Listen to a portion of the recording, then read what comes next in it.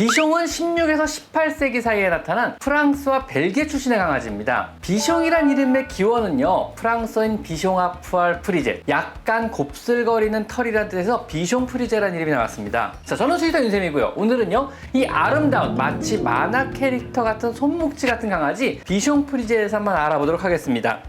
안녕.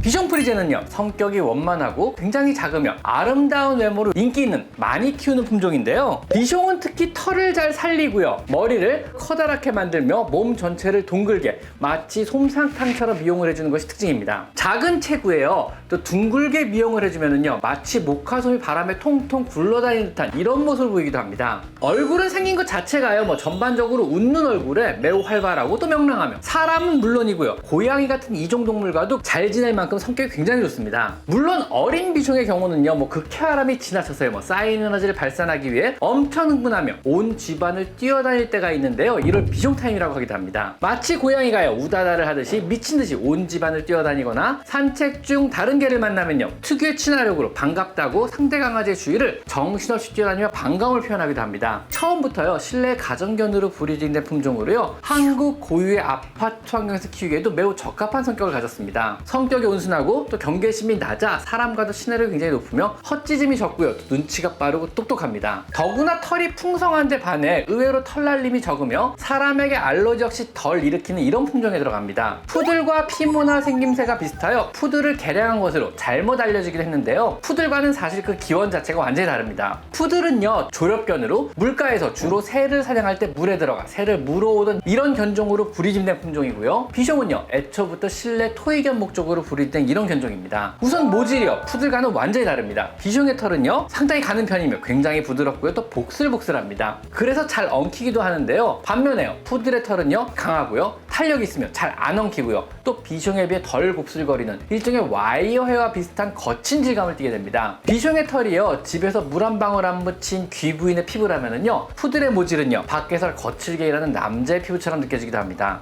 외형 또한 차이가 있는데요, 비숑 프리제는요, 털이 풍성하고 작은 머리를 가지고 있으며 일반적으로 체중은 5에서 8kg 사이입니다. 하지만 푸들은요, 표준, 미니어처, 그리고 토이 이렇게 세 가지 크기로 크게 나뉘게 되고요, 기원 역시 약간의 차이는 있는데요, 두 품종이 다 프랑스에서 기원한 것은 아닙니다. 비숑은요, 원래 스페인과 벨기에에서 유래하여 프랑스에서 개량되었으며, 푸들은요, 독일에서 유래됐지만 프랑스에서 크게 발전한 이런 품종입니다. 성격은 제법 큰 차이가 있습니다. 비숑 프리제는요, 느긋하고 친근하며 사람들과 다른 동물에게 굉장히 친화적입니다. 반면에 푸들은요, 굉장히 똑똑하며 학습력이 매우 뛰어나고요, 우리의 기분에 민감하게 반응하여 문제 해결 능력 자체가 굉장히 뛰어난 성격을 가지고 있습니다. 비숑이 사람과 지내기 편한 성격이라고 한다면은요, 푸들은 사람과 지내기 재밌는 성격이라고 하면 아마 적당한 비유가 될 것 같습니다. 그래서 자세히 보면은요, 푸들과는 차이가 큰데요, 곱슬거리는 털을 제외하면은요, 오히려 말티즈와 그 유전적 형질이 비슷합니다.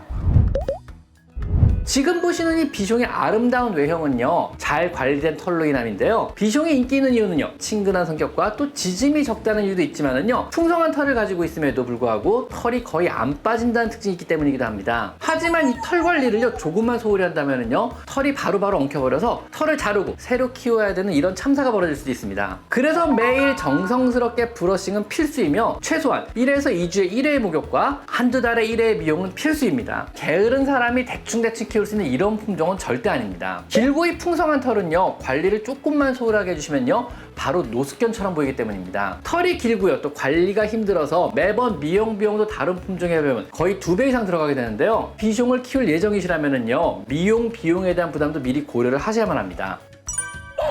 비숑의 경우는요, 백내장이나 혹은 아토피 질환을 제외하고는요, 알려진 유전적 질병은 거의 없는 품종에 들어갑니다. 하지만 비숑이요, 국내에서 인기를 끌기 시작하면서 미니 비숑으로 더 작게 개량을 진행하게 됩니다. 그래서 작은 비숑을 만들 목적으로 화이트 푸들과 교배를 하게 되는데요, 이 과정에서 푸들의 유전적 질병들이 종종 보이게 됩니다. 작은 사이즈의 비숑의 경우는요, 푸들에서 보이는 고관절기 형성증이나 기관지 협착, 갑작스러운 망막의 박리 현상, 혹은 이천판 폐쇄표정과 같은 푸들에서 보이는 유전 질환을 그대로 보일 수도 있습니다. 그러므로 5kg 미만의 작은 사이즈의 비숑을 키우신다면은요, 정기적으로 건강검진은 반드시 필수입니다. 백내장은요, 흰 털을 가진 강아지에서 자외선에 오래 노출되면 발병 확률이 확률이 높아지긴 질환인데요. 우리가 스키장에 가면요, 고글을 착용하는 이유 역시 흰눈에 반사된 자외선이 우리의 눈에 손상을 가하는 것을 방지하기 위해서입니다. 혹 자외선이 강한 여름철 장시간의 산책을 한다면요, 강아지용 고글을 사용하는 것도 백내장의 예방에 아주 약간은 도움이 될 수 있습니다. 또한 아토피 질환이 다발하는 품종이라 음식에 특히 주의를 기울이셔야 하고요. 간지러거나 발이나 허벅지 사이에 습진이 생기기 시작한다면요, 병원에 방문하여 알레르기 질환에 대한 관리를 빨리 시작하시는 것이 좋습니다. 요즘에는요, 심한 아토피 질환에도 한 달에 1회 정도 주사만 맞는 것만으로도요, 관리가 잘 되는 좋은 약도 많습니다. 알레르기 질환의 예방 목적으로 영양제나 유산균제는 그리 추천하진 않습니다. 사실 효과가 별로 없습니다. 차라리 그 돈으로요, 더 좋은 것을 다니고 더 좋은 사료를 주세요.